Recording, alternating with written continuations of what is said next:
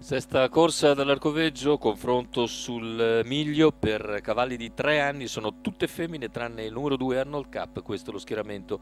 1 Alba Chiara Dipa, 2 Arnold Cup, 3 Amneris B, 4 Alba di Rob Winner, 5 Atropina, 6 Aloha B, seconda linea, 7 Annie Pan, 8 Amber Trio, 9 Alba dell'Est. Favori del pronostico per Alba Chiara Dipa, numero 1 Antonio Greppi in sediolo, quota appena sopra la pari per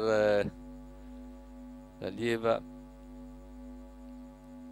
di Edimoni. Intanto macchina che accelera, partiti con la velocità proprio di Alba Chiara, all'esterno veloce anche Alobi, poi Arnold Cup che cerca di trovare posto alla corda, Annie Pan però si infila al suo interno e al comando è andata così Alba Chiara Dipa nei confronti di Annie Pan, rimane al largo Aloha Bay mentre serra sotto Amber Trio molto bene dalla seconda fila. Anche Amneris B alla corda in quarta posizione, a largo resta Arnold Cup, così come Aloha B che è scoperta all'esterno. Primi 200 completati in 15,8 e quarto iniziale in 34 da parte di Alba Chiara Dipa che è sempre in schiena Annie Pan, quindi Amber Trio via via tutti gli altri, con più indietro Alba dell'Est che si trascina Alba di Rob Winner, mentre più discosti Atropina. Intanto i 600 in 46,7 con Alba Chiara che controlla su Annie Pan e Amber Trio all'esterno cerca di risalire Arnold Cup. Se ne vanno intanto gli 800 in 1,1,8 con Arnold Cup che progredisce.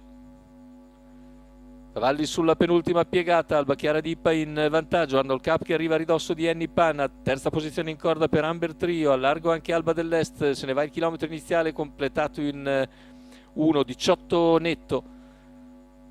Numero 4 Alba di Rob Per Alba di Rob Winner, siamo squalificato. ora a 500 dalla conclusione con Alba Chiara Dipa che deve ancora accelerare, all'esterno è sempre Arnold Cup, lungo la corda va invece Annie Pan seguita da Amber Trio, al largo Alba dell'Est che viene in terza ruota a metà della curva conclusiva.